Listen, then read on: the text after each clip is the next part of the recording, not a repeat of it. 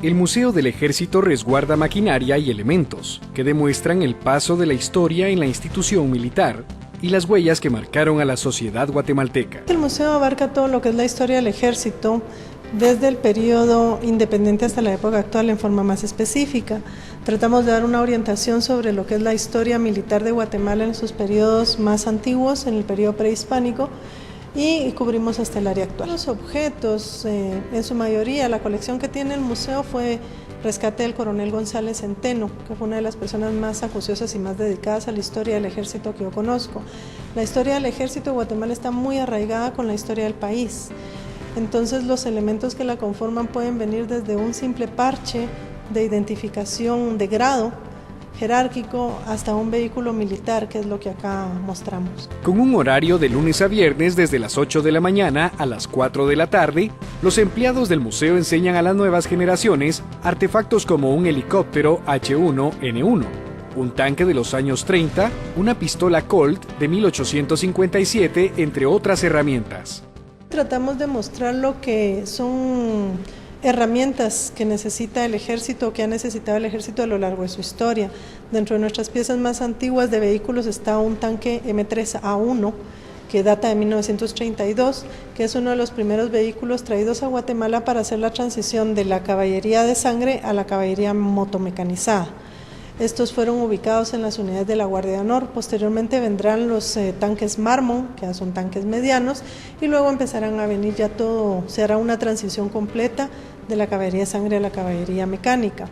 Tenemos también lo que son dos aeronaves, una de ala fija y una de ala rotativa, un UH-1N1, que es un helicóptero. Dentro del ejército le llamamos el helicóptero Huey, que es para transporte de personal y equipo. Y tenemos en exposición un avión A-37 de turbina que data de los años 70 y que es una de las piezas que estuvo activa en el escuadrón acrobático y de combate Quetzales, que es tradicional de la Fuerza Aérea Guatemalteca. Tenemos un camión reo, un jeep, también hay una ambulancia de los años 30 y otros vehículos blindados relacionados con lo que es toda la trascendencia de la historia del ejército a lo largo de la historia. El objetivo del museo es recordar a los guatemaltecos la labor de la institución armada en la historia, así como la identidad nacional y los momentos trágicos que no deben repetirse. Una de las áreas con más información es la que resguarda los uniformes, los cuales representan la identidad de la institución y demuestran la adaptación del ejército a las necesidades de combate surgidas en la historia. La realidad es que nuestra colección heráldica y numismática es extensa. Muchas personas no entienden lo que es el concepto, pero el ejército probablemente sea una de las instituciones que más representaciones simbólicas tiene en ese sentido.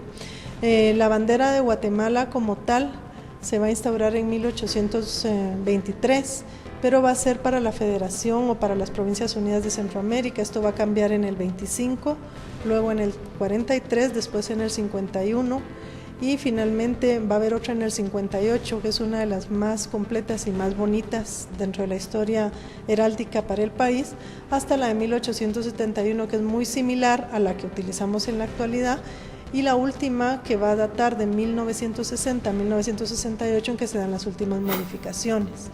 Y en lo que es numismática tenemos todo lo que son las chapas y los distintivos que se utilizan en el uniforme de carácter metálico o de tela. Y en el caso de la Escuela Politécnica, pues trae una tradición extensa desde el 1 de septiembre de 1873. Tratamos de mostrar su historia a través de las 4 épocas, y una particularidad que tiene la escuela es que el uniforme que en la actualidad utilizan los cadetes, el uniforme gris y rojo y azul y rojo, data de la primera época de 1873 y es una de las pocas unidades del ejército que conserva esa tradición a lo largo de toda la historia. El museo fue fundado en 1969 por el coronel de artillería Enrique Ruiz García y Rodolfo González Centeno, en el antiguo fuerte de San José, donde actualmente se estableció el Teatro Miguel Ángel Asturias. Yo pienso que la conservación del conocimiento y la proliferación de ese conocimiento a las nuevas generaciones es vital para que se tenga una idea de lo que es la nacionalidad en el país. Hemos dejado muy a la saga lo que es las mismas tradiciones y las mismas historias familiares. Mucha gente ya no sabe ni siquiera quiénes son sus abuelos. Hay unas palabras que decía don Antonio José de Irizarry, que fue un coronel del ejército, que él decía que un pueblo sin historia es como un árbol sin raíces. Realmente debemos de mantener y promover el conocimiento del pasado para entender nuestro presente y tratar de evitar los errores en el futuro. Muchos de los errores en los que se cae en la actualidad es consecuencia del desconocimiento de la historia y de cómo la historia puede en algún momento darnos las bases para entender los cambios tanto sociales como políticos en el país.